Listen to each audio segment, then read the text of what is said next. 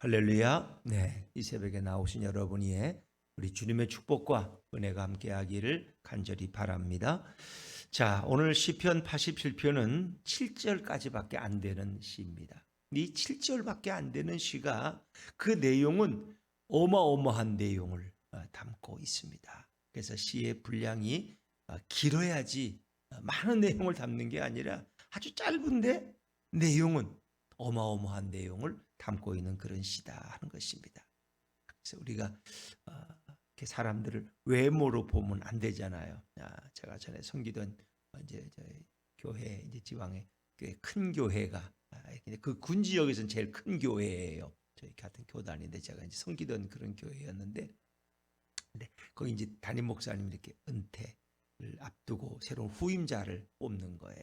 그래서 이제 거기를 거쳐간 부목사님들 중에 이제 훌륭한 목회를 하는 분들을 이렇게 이제 뽑는데, 그래도 우리 이제 얼른 인간적인 생각으로는 그래도 좀 그 큰 교회, 그래도 군 지역의 제일 큰 교회면은 교단을 초월해서 그래도 좀 이렇게 키도 크고 좀 이렇게 등치도 있고 그런 목사님을 뽑지 않을까 이제 그런 생각했는데, 그 교회 장로님들이 기도하면서 이제 그 교회를 거쳐간 부목사님 중에 지금 단독 목회를 하시는 분을 이제 담임 목사로 이렇게 청빙을 하시는데, 보니까 거기를 거쳐간 그 교회를 거쳐간 목사님들 중에 키가 제일 작은 분이에요. 제일 작은 분. 등치는 아주 왜소해요. 그러나 그분은 워낙 성실하고 또 성령 충만하고 은혜롭기 때문에 이제 그 교회 장로님들이 기도하면서 외모를 보지 아니하고 학벌을 보지 아니하고 가장 이 교회에 있을 때 우리가 보기에 가장 열심으로 주님을 사랑하고 성실하게 자기 맡겨진 과제를 잘 담당했던, 비록 키는 외모적으로는 키는 제일 작지만 가장 어찌 보면 주님과 가까운 그런 분을 선정해서 그분을 이제 청빙하느라고 공동회도 마치고 이제 그것이 결정되어서 이제 이렇게 취임과 은퇴를 이제 준비해야 하는 그런 건데, 사람이 보는 것과 주님이 보시는 것과는 다를 수가 있겠구나. 또 그 교회 장로님들이 기도하면서 이렇게 정말 선정한 그 목사님이 앞으로 그 교회에 와서 또 훌륭한 목회를 하시겠구나, 이제 그런 그 기대감을 가지면서 저도 참 우리 인간의 생각이라는 게 얼마나 이렇게 잘못될 수 있는가 하는 것을 생각해 봤습니다. 이 시는 짧지만은 굉장한 내용을, 그래서 이 시에는 앞으로 미래에 다가올 이제 구약의 입장에서 바벨론 포로에서 돌아온 그들이 예루살렘 성전을 다시 세우는 그 스룹바벨 성전이겠죠. 그걸 세우는 과정, 허물어진 예루살렘 성을 세우는 과정 속에 있는데 그게 너무 힘들어요. 왜? 주위에 우리가 이제 이렇게 느헤미야서나 다른 거 보면 얼마나 주위에 방해가 많은지 몰라요. 이방인들의 방해로부터 사마리아인들의 방해, 이런 방해들이 많은데, 이제 그런 가운데서 그들이 이제 그 하나님의 성전을 세워가고 예루살렘 성을 세워가는 그런 과정 속에 이제 어떨 때는 또 막 이렇게 낙심하기도 해. 절망해서 그들이 막 그것이 또 지연되기도 하고 이렇게 된 모든 것이 왜 준비되지 않았기 때문에. 그런데 그런 가운데 기도하는 선지자들에게 하나님께서 놀라운 환상을 보여주는 거예요. 그 예루살렘, 그 지금은 다 허물어지고 성전이 허물어진 그곳에 아름다운 성전이 세워지는, 그리고 그곳이 세계의 중심이 되고 그것이 곧 교회의 예표가 되고, 그리고 수많은 그 이스라엘을 괴롭혔던 바벨론, 그 시대의 유명한 애굽, 그 전의 역사지만 그 모든 주위에 괴롭히던 그런 나라를 다 시온산에 그 예루살렘에 모여서 하나님을 찬양하며, 그리고 주님의 영광이 거기에 임하고, 그들이 이제는 싸우는 원수가 아니라 서로 하나의 형제가 되어서 서로 끌어안고 하나님을 찬양하며 예배하며 막 이런 그런 환상을 보면서 이걸 기록했다. 그러니까 우리가 계시록에서 보는 그런 내용들, 그렇죠? 예루살렘이, 새 예루살렘이 하늘에서 임하고 다시는 그 나라에 눈물도 없고 이별도 없고 아픔도 없고 수정같이 맑은 물이 흘러내리고, 그 물이 흘러내릴 때 주위에 나무들이 있는데 그 잎사귀들이 다 사람을 치료하는 치료제가 되고, 그렇죠? 수정같이 맑은 물이 흐르고 길거리에는 황금의 길가에 깔려 있고, 이런 7가지 그 아름다운 형형 보석들로 그 나라가 가득 찬 이런. 그래서 요한계시록의 마지막 22장에 보면 아멘 주 예수여 어서 오시옵소서. 주님이 재림하심으로써 그 모든 것이 완성되어지는. 그래서 이 시는 짧지만은 이 땅에 올 그 교회의 영광과 그 교회를 통해서 이루어질 예수님이 이 땅에 오셔서 십자가에서 우리를 구원하심으로써 교회가 세워지고 그 교회를 통해서 완성되어질 날마다 확장되어지는 그리고 마지막 완성되어질 하나님의 나라 천국을 보게 하는 시가 이 시다. 참 그래서 이 놀라운 시입니다. 그래서 이것을 어떻게 꿈꿀 수 있었을까? 그 처참한 환경 가운데서 바벨론 포로에서 돌아오다 보니까 그 성은 다 화폐되고 돌무더기가 되고 그저 야생 짐승들이 기어다니는 들어다니는 그런 거기에서 어떻게 이런 아름다운 환상을 볼 수 있었을까? 여러분 제가 이렇게 한 중학생 때나 초등학생 때 그때는 뭐 박정희 대통령이 이제 이렇게 통치하던 시기 같아요. 그때는 그 양반이 이제 오래 집권했으니까 제 기억에는. 근데 그때는 차가 귀했어요. 근데 그때 이제 그런 게 가끔 뉴스에 나와서 연초 뭐 이렇게 연두 교서를 내리고 뭐 그러면 누군가 뭐 이제 앞으로 뭐 몇십 년 후에는 우리나라가 이런 나라가 된다는 얘기를 하면은 그게 믿어졌을까요? 안 믿어졌을까요? 그게 안 믿어졌어요. 제가 어릴 때 중학교 때도 그렇고 차라는 게 아주 귀해서 그건 관공서에나 있는 거고 도지사나 군수나 어디 갈 때 집차 타고 다니는 거지. 그리고 가면 이 버스 이렇게 그냥 또 뭐 직행버스도 귀하고 완행버스들 때 그때는 그랬는데 그때 뭐 집집마다 앞으로 뭐 차가 한 대씩 다 주어질 거고 뭐 최소한 그거 그냥 미친 말 같았다니까. 그걸 누가 믿어? 근데 어쨌든 하여튼 그 외에 뭐 한강의 기적이고 뭐 포항지절이 생겨나고 경부고속도로가 생겨나고 또 뭐 올림픽을 하면서 나라가 점점 발전되어지니까 이제 세계 10위권에 들어가는 그래서 6.25 때는 이게 원조받는 가장 가난한 나라 미국에서 저 유럽에서 원조받는 나라가 이제는 남을 다른 나라를 원조하는 나라가 돼버리고 이제 우리의 원전을 배우러 오고 우리의 반도체가 세계 시장을 석권하고 그렇죠. 우리 IT 산업이 세계 어디 가도 내놔도 이제 빠지지 않고 어떻게 이런 거 상상이나 했을까? 근데 그게 현실이 됐다. 현실. 이거 보면 참 놀라운 거죠. 뭐 그분들도 나름대로 다 그런 어떤 그런 미래의 어떤 발전 가능성을 가지고 그런 얘기를 하고 정치인들 입을 통해서 했지만 그것이 오늘날 우리가 실제 그런 삶이 우리에게 임하거든. 뭐 집집마다 뭐 부자입니까? 뭐 그렇지 하나님의 자녀니까 우린 다 부자지.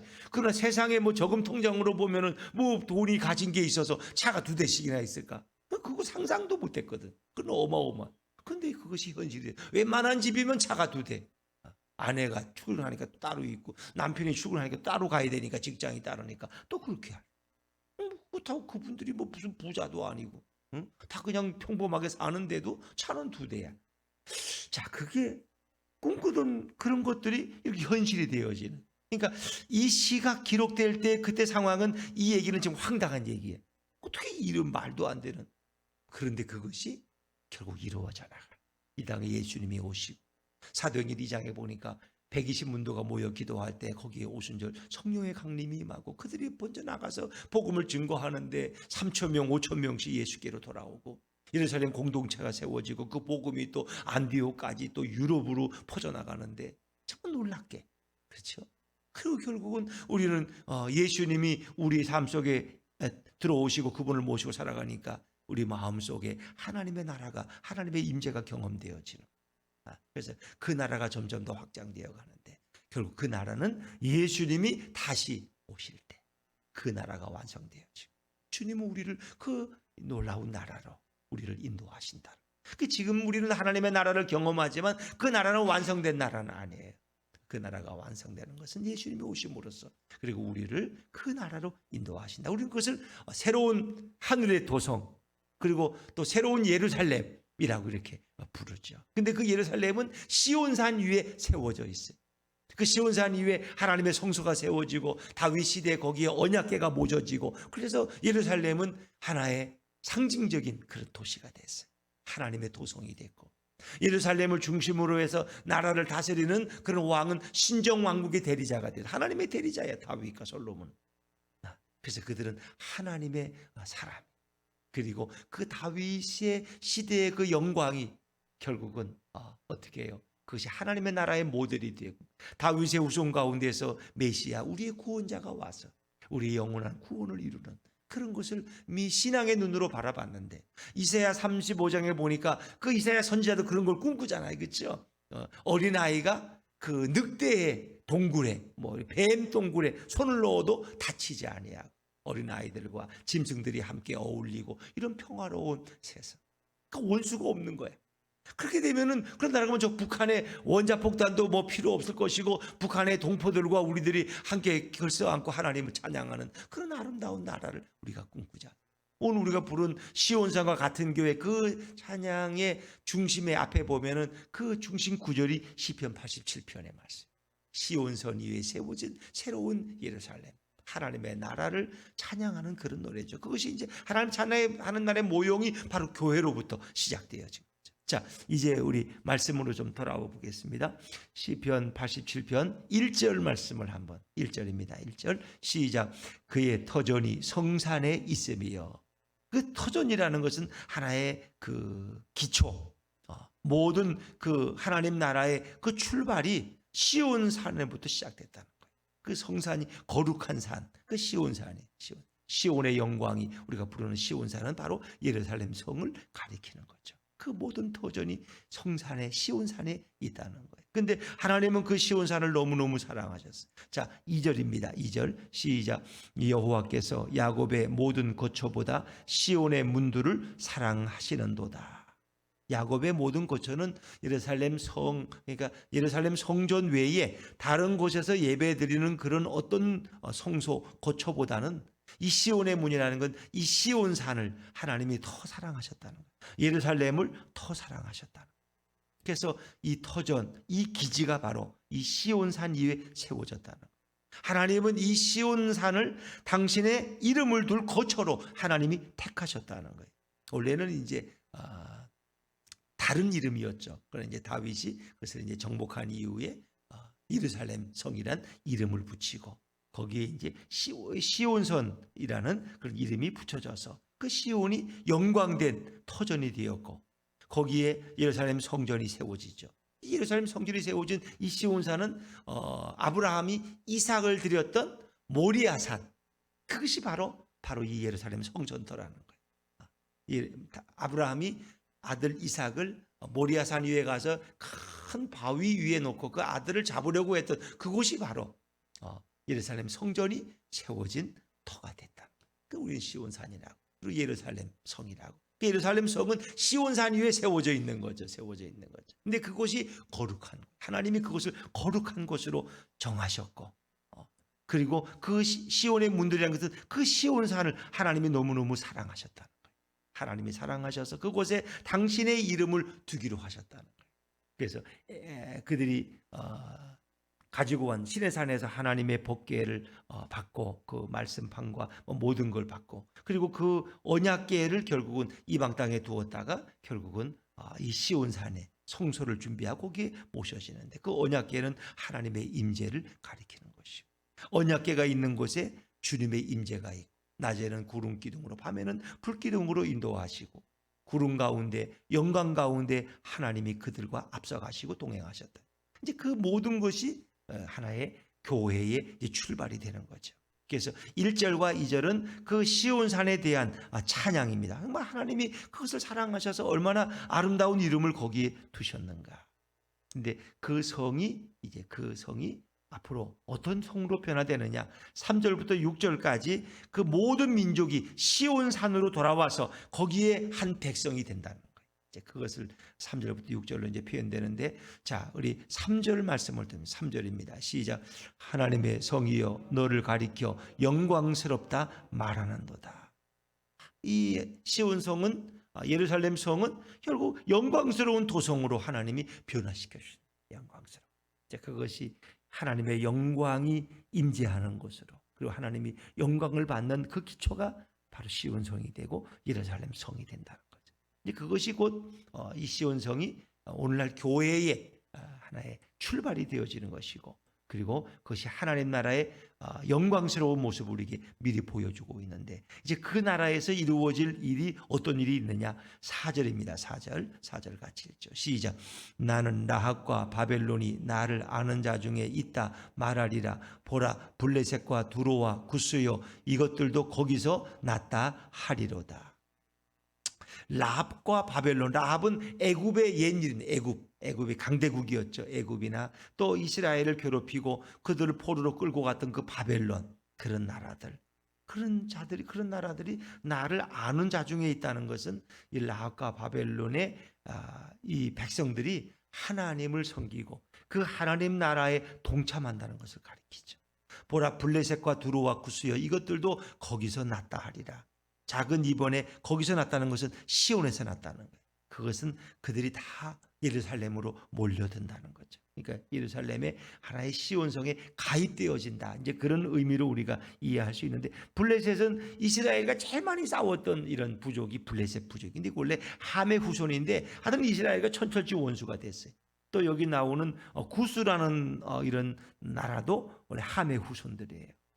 두로 그것은 또 다르지만은, 그래서 그 모든 이방 민족들이 다 예루살렘으로 시온산으로 돌아와서 그들이 결국 한 민족이 되는데, 하나님을 섬기고 찬양하는 한 형제 자매가 다 됐다. 한 나라가 이제 그러니까 싸우던 나라들이었는데, 원수된 나라들이었는데 그들이 다 화목한 관계가 된다는 거예요.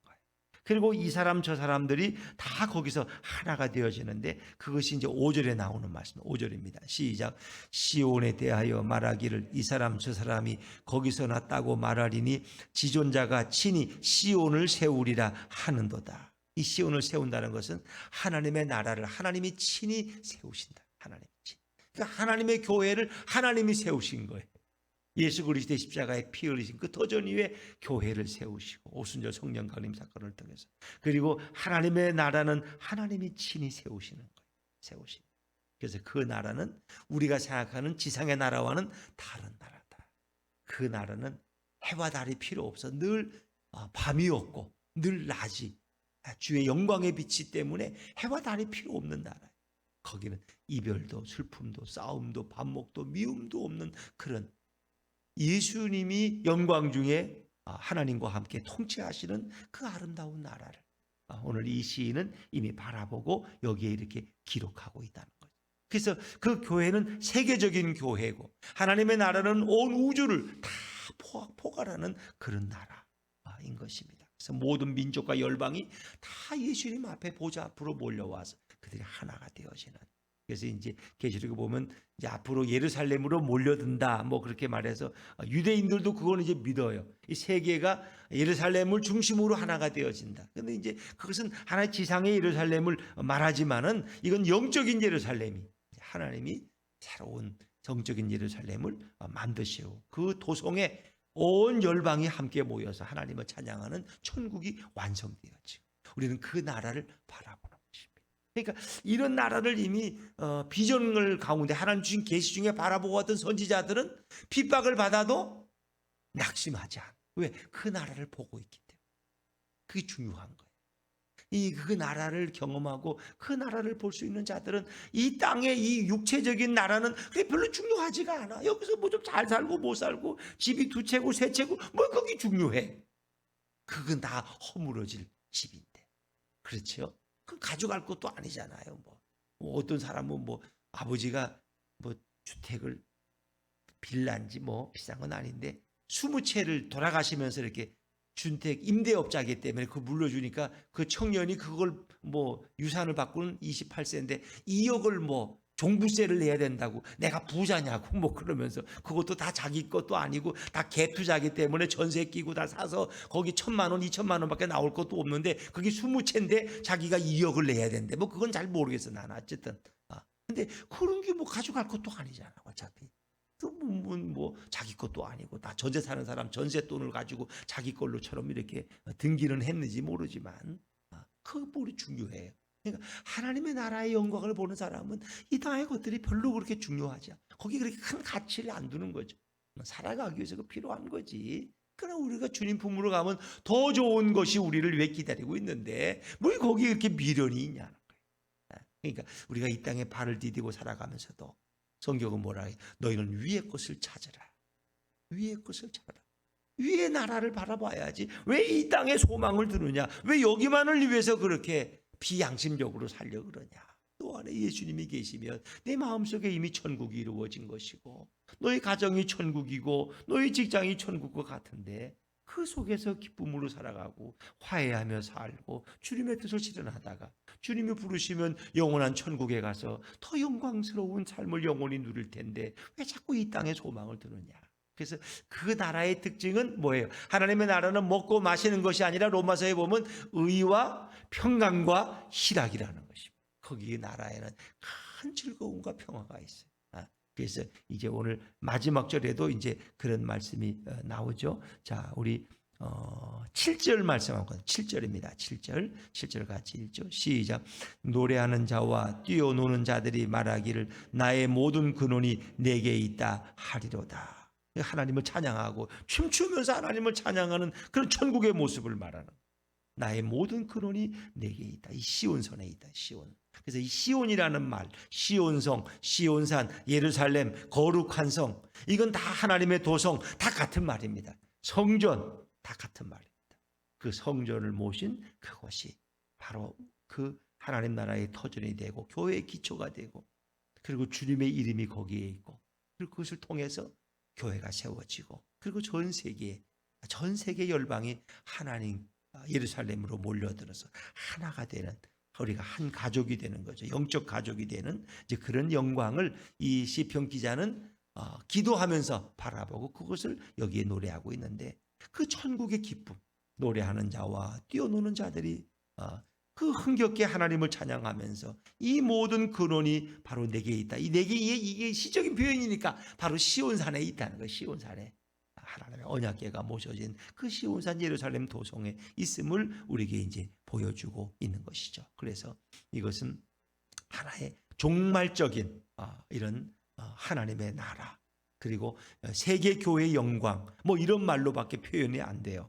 계시록 11장 15절에 보니까 일곱째 나팔이 불 때에 큰 음성이 나서 말씀하되 이런 말씀이었어요. 세상 나라가 우리 주와 그의 그리스도의 나라가 되어 그가 세세토록 왕노릇 하시리로다. 세상 나라가 그 어느 순간에 그리스도의 나라, 하나님의 나라가 되어서 그 그리스도가 보좌에 앉으셔서 세세토록 왕노릇 하시는 바로 그 나라, 그 나라를 오늘도 꿈꾸면서 그 나라를 바라보며 살아가는 것이죠. 그래서 우리가 이제 부를 찬송, 이 부른 시온산과 같은 교회, 이것은 다 하나님의 나라를 바라보는.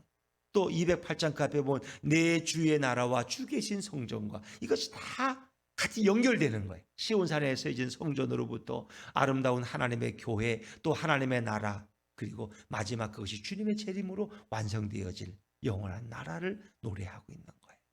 그래서 또 우리가 부를 이제 550장 시온의 영광이 빛나는 아침, 그 모든 영광이 시온으로 다시 돌아오는 거예요. 시온의 영광.